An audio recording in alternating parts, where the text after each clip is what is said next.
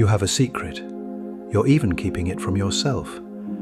It's the fact that you've become a master at a life you no longer want to live.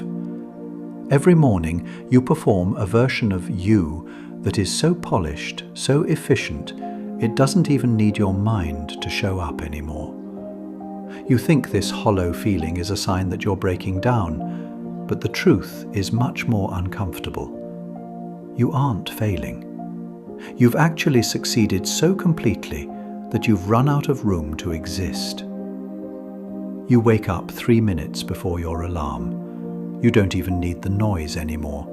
Your internal clock has memorized the exact cadence of a day that holds 0 surprises. You lie there in the grey light, staring at the ceiling. You feel it, don't you? That heavy, flat stillness. It's the weight of knowing exactly how the next 16 hours will go. For a long time, I told myself this was just burnout. I thought I just needed a vacation, or a new habit, or a better morning routine. I kept trying to fix the parts of the machine, thinking that if I just greased the wheels, the engine would feel right again. But I'd get back from the trip or finish the new habit, and the feeling was still there, waiting. That's when I realized I wasn't actually tired of the work. I was just tired of being the person doing it. You're so good at your life that it doesn't require you to be present to live it. You've optimized your commute, you've streamlined your chores. You know exactly how much effort is required to keep everyone satisfied. But as you sit in your car, there's that creeping exhaustion. It isn't the kind of tired sleep can fix. It's the fatigue of a high-performance engine idling in a parking lot. You have all this power, but nowhere for it to go. You've climbed the hill you were told to climb, and now you're just standing at the top, looking at a view that stopped being interesting 6 months ago. Mastery isn't just about being the best. It's about reaching the end of what a place can teach you. It's strange how you can build a life so carefully and still forget to live inside it. You're standing in the grocery store aisle, looking at pasta sauce, and then you realize you don't remember driving there. Your body just handled it. You are a passenger in a physical form that no longer needs your permission to move. You reach for the same jar you always buy. Your hand knows the weight. Your thumb knows the seal. For a split second, there's a surge of panic. It's the realization that you could spend the next 40 years exactly like this, functioning perfectly while your mind is somewhere else. You take this automation into the world. Someone at work asks, "How's everything going?" You don't hesitate.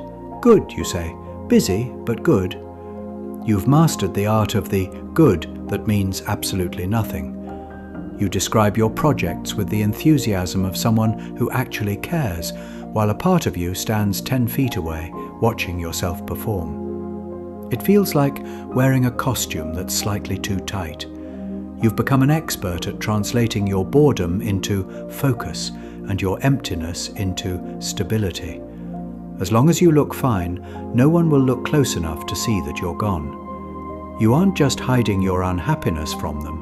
You're starting to realize you're hiding it from yourself. You're sitting on the couch next to someone who knows your middle name and your coffee order. The TV is a low hum. Their hand is on your knee. By all accounts, this is intimacy. But as they tell you about their day, you feel it. A cold, clear pane of glass sliding down between you. You hear the words, but the connection is failing. You're nodding at the right intervals, but you're doing it from the other side of the glass. You feel a sharp pang of guilt. They haven't changed, but the version of you that fit into this life is dissolving. You're terrified that if you tried to explain this feeling of being done with a life that is objectively good, they would think it's about them. So you perform the affection. You treat your closest relationship like a project to be managed. You're sitting in the same room, sharing the same air, but you've never felt more alone. You are mourning the person who used to be happy here, while the person you're becoming is already looking for the door. You aren't just losing interest in the routine, you're losing the ability to be seen by the people who love you most. It's 11:30 p.m. You're lying in bed, bathed in that cold blue glow. Your thumb moves in a rhythmic, mindless flick. You are scrolling through lives you don't actually want, looking for a spark. You see a day in the life of a stranger and feel a dull ache. Why does their world look vivid while yours has faded into a flat grey? You look at your own profile, the photos of the dinner out, the sunset, the smiling selfie, and you realize you're looking at a stranger. You've curated a life that people like, but it's a life you have to visit like a museum. You realize that the success you were told to build was just a series of finish lines, and you've crossed them all. You've won the game. But the prize is just the permission to keep playing the same level forever. You look at your phone and feel betrayed by the promise that getting there would feel like something. You're there, and it feels like a waiting room. The script didn't tell you what to do when the external goals run out and you're left alone with a nervous system designed for the hunt, but trapped in the harvest. You've built a digital monument to a person who no longer exists, and now you're just the night watchman, guarding the ghost. You're lying in the dark at 3 a.m. Your heart is hammering for no reason. Everything is fine, but your body is reacting as if you're standing at the edge of a cliff. This isn't anxiety about a problem, it's a protest. Your muscles are tense because they were built to solve and build, but lately all they've been asked to do is sit in a cushioned chair and click a mouse. You find yourself pacing the hallway.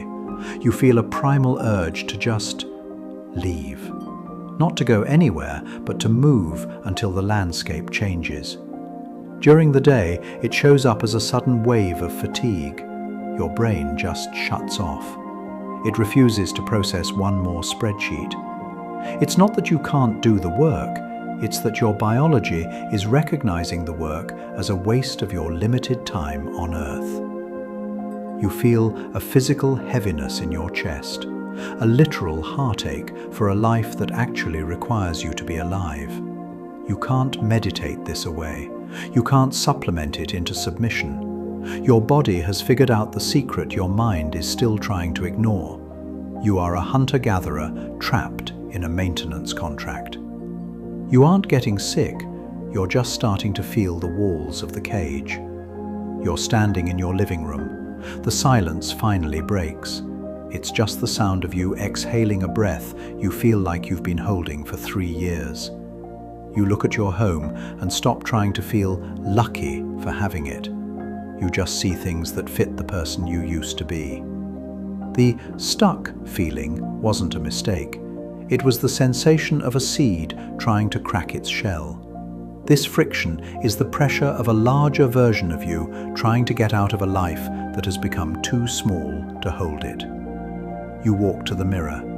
Don't look for the successful version of yourself anymore. Just look at your eyes. You realize you don't need a new plan. You just need to stop pretending that this version of the story is still working. The moment you admit you're finished here, the weight stops being a burden and starts being a signal. You've spent years mastering the art of staying put. Tomorrow, the goal isn't to fix your life. It's to stop maintaining the parts of it that are already dead. When you wake up, don't reach for the script. Don't check the digital monument. Find one thing in your day that you do solely because you're supposed to, and simply don't do it. Create a small, intentional vacuum. That surge of anxiety, it isn't a warning. It's the feeling of your own agency returning. You don't need to know who you are yet. You just need to give that new person a place to sit. The cage only stays a cage as long as you keep polishing the bars. Stop polishing. Just be here. and see what happens next.